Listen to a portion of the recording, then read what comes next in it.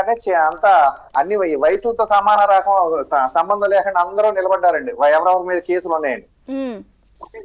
List లో మావి కనపట్లేదు, కానీ ఒక్కసారి మావి కూడా చెప్పాలండి. విజయనగరంలో నామినేషన్ చేయడానికి వెళ్తే చేయిని గాయపరచడం, లేకపోతే నెల్లూరులో నేల మీద పడేసి పీక మీద కాలేసి పెట్టారండి ఆ రోజు ఒక డిఎస్పీ గారు. అలాగే అమరావతికి వెళ్తే మీ ఎమ్మెల్యేలు కూడా లేచి నిలబడ్డారండి. స్పీకర్ గారు కూడా లేచారండి. ఆయన మీద అయితే రేప్ కేసే, అందరూ లేచారు.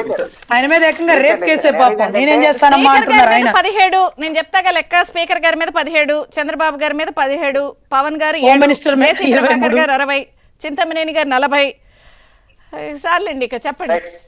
అలా కాదు, మా సత్యకుమార్ గారిని ఇవాళ హోమ్ మినిస్టర్ అయ్యారు కదండి, వారి మీద కూడా ఇన్నోవాని అటాక్ చేశారు. అలాగే అమరావతి వెళ్ళినాడు. ఇప్పుడు ఎమ్మెల్యే ఆదినారాయణ రెడ్డి గారిని కూడా చంపేద్దామని చెప్పి, నన్ను చంపేయమన్నారని చెప్పి గురునాథన్ గారు ఎవరో TV5 లో డైరెక్ట్ గా ఆయన అడ్మిట్ చేశారు. నన్ను క్యాంప్ నడపమని జగన్ గారు చంపేయమన్నారని. ఇటువంటి సంఘటనలు కూడా జరిగినాయండి.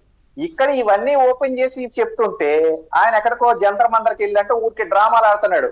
మళ్ళీ ఎవరిని కాంగ్రెస్ ఎలీస్ ని పిలిచి గత 5 ఏళ్లుగానేమో మేము వైసీపీతో ఉన్నామని అందరూ చెప్పారు. సంతోషం, ఈవేళకైనా ప్రజలకు ఇంకా నిజాలు తెలుస్తున్నాయి.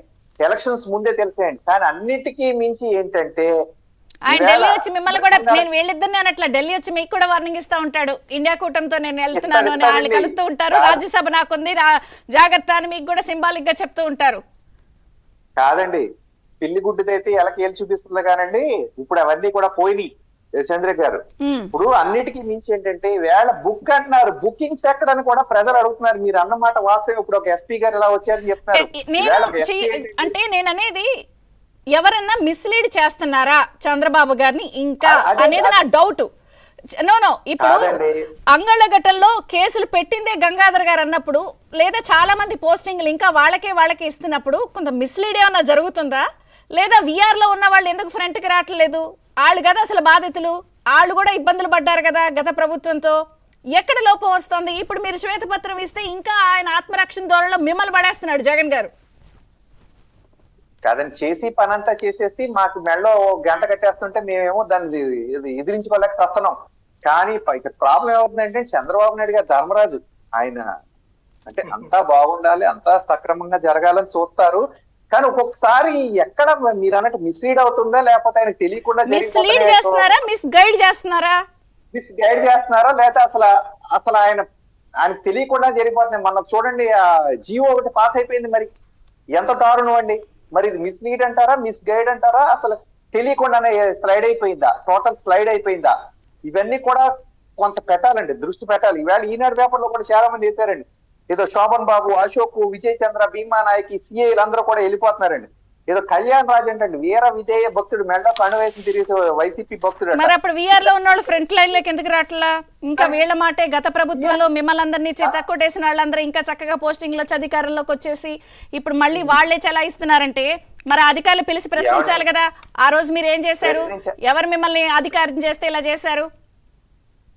ఆయనకి మెళ్ళ కాదండి, కొంతమందికి ఏమో కులం కాటేస్తారు, కొంతమందికి ఏమో అదేంటి వేరే రకరకాలు. ఇవ్వండి వేళ ఇవన్నీ వదిలేయండి. మీడియాలో ఉన్న వాళ్ళపైన కూడా కేసులు పెట్టారు. కనీసం అవైనా ఓపెన్ చేసి అంకబాబు గారి కేసు నిన్న స్వయంగా అది అసెంబ్లీలో ప్రస్తావించారు. వాళ్ళ మీద ఏం యాక్షన్?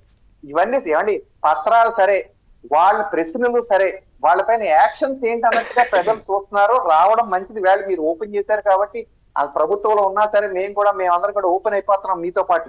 ఇవన్నీ కూడా జరగాల్సిన అవసరం ఉంది. లేకపోతే మళ్ళీ ఈ మసంతా కూడా మాకే వెనక్కి పడిపోయే అవకాశం ఉందండి. ఏమంటే ఎంతెంత మాట్లాడారండి.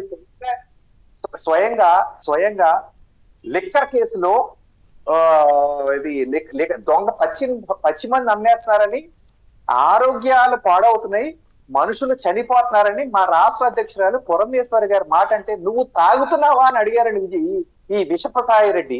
ఈ విషప ప్రచారాన్ని ప్రజల్లో విషాన్ని నింపుతూ ఉంటాడు ఓ పక్క నుంచి ఈ విషపసాయి రెడ్డి. అలాంటి వాళ్ళందరూ బానే ఉంటున్నారు. కానీ వేళ ప్రజల ముందు మేము అయితే చెప్పేది చంద్రబాబు నాయుడు గారు ధర్మరాజులు, మేమేమో నీతి మంత్రులు. ధర్మరాజు కూడా అతి మంచితనానికి వెళ్ళిపోయి చేస్తే వెళ్ళిపోయారు ఆయన కూడా రాజ్యాలు పోయి. మరి ఏమని ఇప్పుడు అలాంటి పరిస్థితి రాకుండా మరి ఏంటి? మరి మీరు కేంద్ర బలగాలు దింపాలి, రాష్ట్రపతి పాలన విధించేయాలని చెప్పి ఆయన ఢిల్లీ వస్తారు. పోనీ దింపండి. ఈ జరిగిన 5 ఏళ్ల పైన ఇప్పుడు దింపాలని ఏదో ఒకటి చెయ్యండి. మీరేమో అసెంబ్లీ గేట్ లో బయట కార్ అందరినీ వదిలేయాలంటే లోపలికి పిలిపిస్తారు రామదా అని. కాదు అదేనండి, మీరు నిజమే నిజమే అంటే నేను అనేది అతి మంచితనం కూడా ఒక్కొక్కసారి చేతకంతనం కింద అవుతుంది కదా. కాదండి, మర్యాద తెలియనోడికి మర్యాద ఇవ్వడం కూడా తప్పే అనిపిస్తుందండి ఈవేళ. అంటే అప్పుడు క్యాడర్ ఏమవుతుంది, కొంత నిరాశకి వెళ్తుంది కదా. ఏంట్రా బాబు తనలు తిన్నాం, వీళ్ళేంటో అసలు మంచిగా చేస్తున్నారు వీళ్ళు ఇలా. ఈవేళ అందరికన్నా ఎక్కువ ఈ వివరాలన్నీ ఎవరిస్తున్నారు తెలుసండి బయటికి? టీడీపీ సోషల్ మీడియా ఇవన్నీ కూడా బయట పెడుతున్నారు.